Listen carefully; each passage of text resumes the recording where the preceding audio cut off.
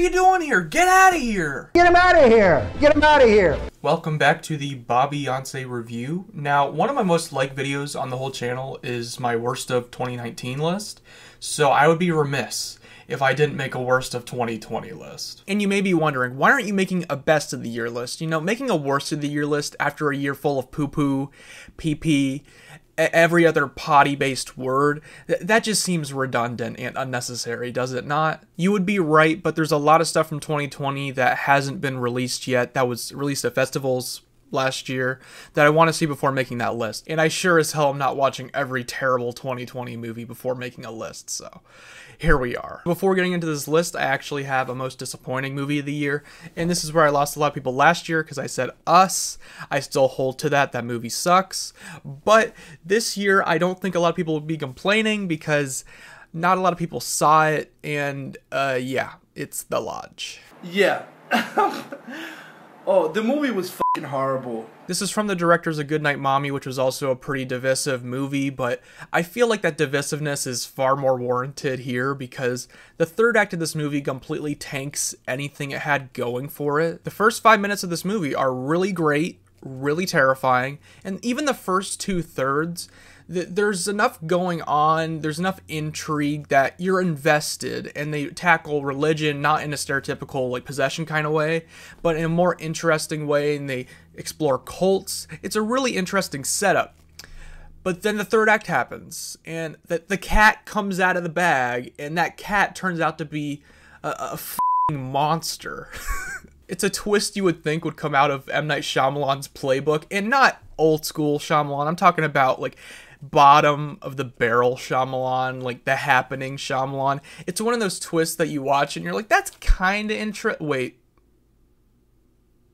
that doesn't make any f***ing sense. It completely ruins what could have been a really great horror movie, so yeah.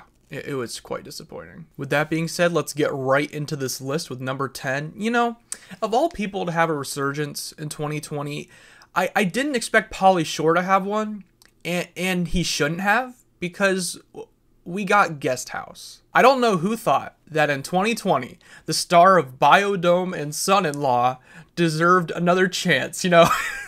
2020, that's the year. That's the year of Pauly Shore. He's coming back. Iron Man, does whatever and I can. Pack it like a glove. Hold it. This was raunchy and stupid. None of it was funny. It's just a Pauly Shore movie out of 10. And by that I mean absolutely horrible in every way. When Pauly Shore's a supporting role, like an Encino Man, he can work really well. But just like a Russell Brand, who worked in supporting roles, when you give him a full movie, nope.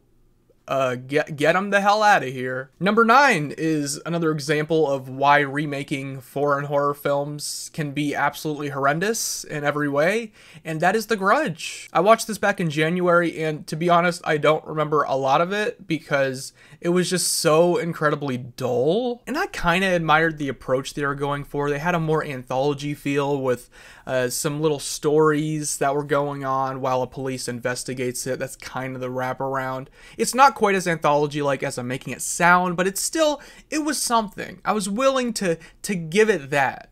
But there's no denying that this is unbelievably dour and boring. None of the scares really work, and it's basically the cinematic equivalent of NyQuil. Number 8 is one of 3 young adult book-to-movie adaptations, and this is To All the Boys I've Loved Too. P.S.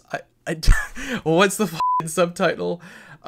P.S. I Still Love You? Well, to be frank, I don't love this franchise, and I don't believe I ever have. I didn't like the first movie, but I didn't think it was terrible. It wasn't an awful movie. I kind of liked the whole note angle of like, oh, she wrote these cute little notes to her lovers or people that she wanted to crush on, and that was a kind of cute little hook, but that's kind of evaporated by now. And this has just turned into cliche.jpg. This is yet another movie where you have this new boy who comes in, who's actually probably better for the lead protagonist than her current boyfriend is, or actually gets along with her more. But of course, it's not going to end up that way. It's just going to cause conflict in this love triangle, and it's just so been there, done that. And I can't really remember much else from it, so I'll just say P.S. Better luck next time. Number 7, when I saw Will Ferrell was coming out with 2 movies this year, I was pretty sure that Eurovision would be the one to make my list, because that was the one where Will Ferrell's doing his typical goofy character with an awful accent with stupid hair. Like, I was ready to die, but it turns out that movie actually had some okay songs in it, which shocked me. And I didn't like the movie, but it had something going for it. What didn't have anything going for it was Downhill. I think this is a remake of a foreign movie. I haven't seen that movie, so I can't really say how much it destroys that or stays to the formula. I don't really know. All I know is this is a dark comedy, but behold the comedy part, because it's just dark and not an interesting drama at all. It's just boring, and it doesn't utilize the comedic talents you have on display. Yeah, it just doesn't utilize them at all. It just has them in all these awkward situations that are so uninteresting and cringy, and it's supposed to be cringy and awkward, but it doesn't make for a rewarding experience. It's just bad. Number 6 is a movie I did not expect to watch this year, but Netflix has released a lot of stuff this year. I mean, this was the year where Tiger King, which is some random show about some tiger wrangler, that became the most talked about thing for like a week, and then nobody mentioned it again. Tiger King's not on this list, but Fatal Affair is. They've made so many movies exactly like this. The formula is so tired. It's your typical guy that comes back into the life of a person they haven't really connected with in quite a while, and then they do like one thing that's really questionable, so then the lead actor is like, I need to distance myself from you. You're freaking weird. So then the guy's like, so then he has to terrorize her, maybe kill some of her friends along the way.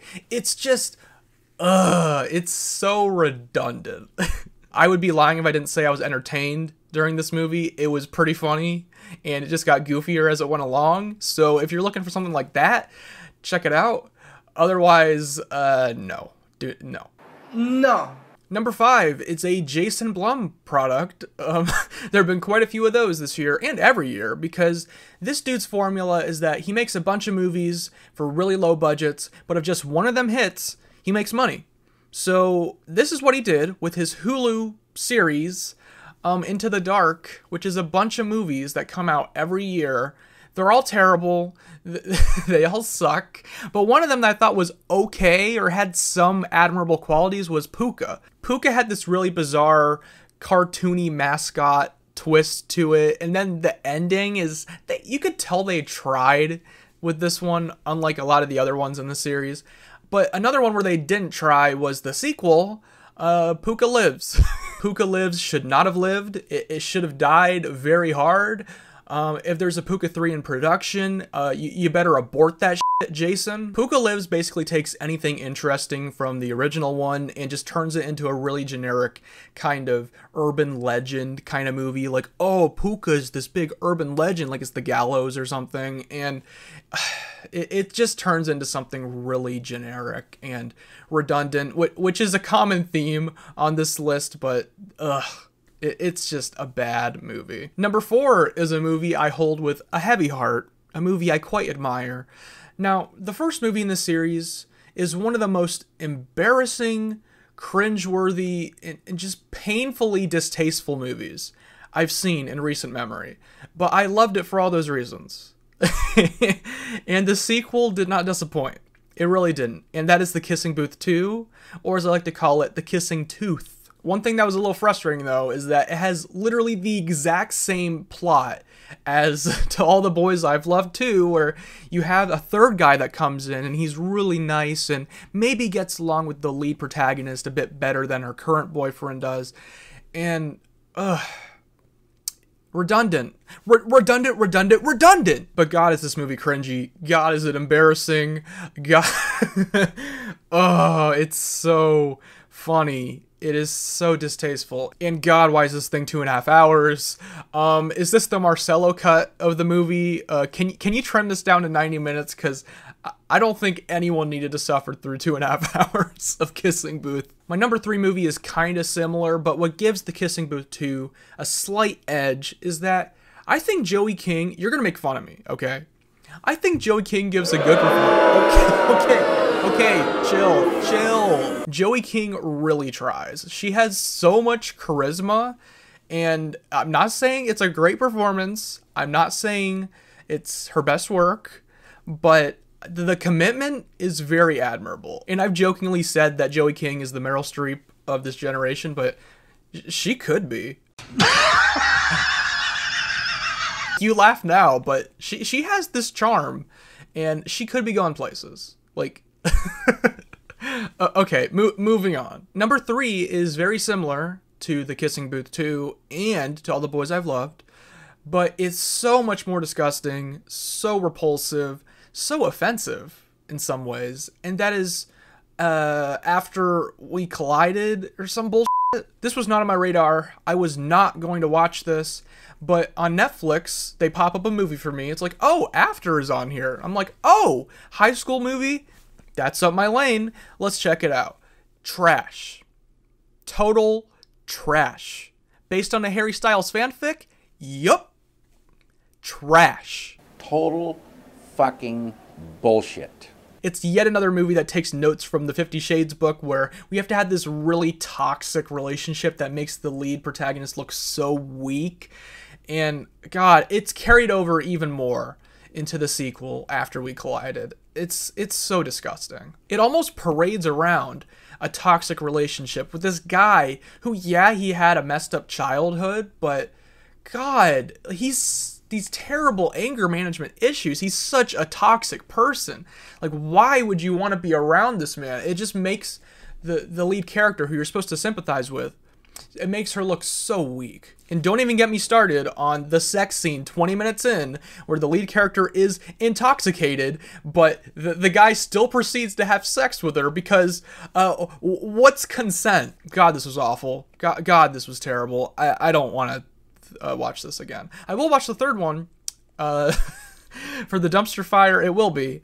But moving on. Also awful is number 2, but in many different ways. In about every way a movie can be awful. I don't know how this happened. Kenneth Branagh, are you okay? Do you need to see a therapist? What's going on? Because anyone who makes Artemis Fowl, something's wrong with them. Movies like Batman and Robin and Catwoman are so notorious for being these giant budget disasters. And Artemis Fowl falls perfectly in line with all these movies because nothing goes right, the budget's huge, but it looks terrible, the acting's terrible, terrible. There's just not much to say. This was a complete miscalculation in every way imaginable. I don't know what happened. Don't do this again. Yeah, there's just not much else to say other than it's feeding time. It's feeding time. That's in the movie. That's all you really need to see. That brings us to number 1. The worst movie I saw all year. The movie that infuriated me the most.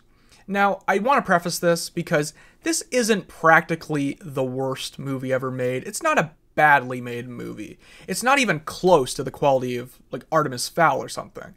But to me, it represents something worse. A word I keep using on this list is redundant, and generic, and dull. And all of those apply, but in spades, to my number 1 movie, The Rental. Dave Franco's The Rental. Quite frankly, this isn't worth a rental. It's not worth a purchase. This shit is past due. This is the most self-indulgent, boring, and lame horror movie I've seen in quite a while. And by self-indulgent, I mean this is a movie that thinks it's being so smart and it's getting past all these horror cliches and defying all the tropes, like, oh, we're so superior, no other movie's ever done this. Like, they have this scene where they have a dead body and they like toss it over a mountain, but it gets stuck on a rock. Like, oh, that's funny. It's not like Your Next did the exact same thing, but with like knives where they have to stab them a bunch of times, and it's like, why won't you die? It's not easy like it's in a typical horror movie kind of thing. Like, and there are attempts at comedy that are so embarrassingly terrible and offbeat that I I don't know what they were thinking. I hope Dave didn't write this down and think this was comedic gold or anything. And another reason why this movie just leaves such a sour taste in my mouth is that this represents yet another example of nepotism in Hollywood. Now, nepotism can lead to really great things. I mean, you have Nicolas Cage, who is related to Francis Ford Coppola, and a lot of other people are connected who are great talents. But it can also lead to actors who are like, you know what, I'm going to direct a movie. And this can turn out really well too. But it can also lead to really generic and uninspired movies that you can tell there really wasn't a lot of motivation going into this. It's like, oh, I guess I'll just make a movie because I can. You know, I'm a Franco brother. I have resources. I can make a movie. And it's so frustrating because you have all these people who don't have connections, who write really great scripts, and they want to make their movies, they want to express themselves, and they can't. They can't because they don't know anyone. But meanwhile, this generic-ass bullshit that any fucking person in the world could make, this gets made. And I mean no disrespect to Dave Franco. If this is something that you genuinely thought was great, that you've been wanting to make, like this is your passion project... If this was a big passion project for you, then okay. I'm glad you got to make it. But I'm just disappointed. I just don't see the point. I don't know why we're here. You offer absolutely nothing through this film. So I don't know why people are giving it a pass. I don't know why this is okay. This is the standard for horror. This is just obnoxious. Yeah, that's pretty much everything I had to say. These were awful. I did not care for I did not care for these at all. But that's pretty much it. Thank you for watching. I appreciate it. A new video should be coming soon. New Euphoria episode. Really pumped to see that. You already know. I simp for that Queen Z. And Queen Hunter. Don't let me forget about Queen Hunter. Malcolm and Marie. That comes out too. So that'll be cool. Take care. Have a good one.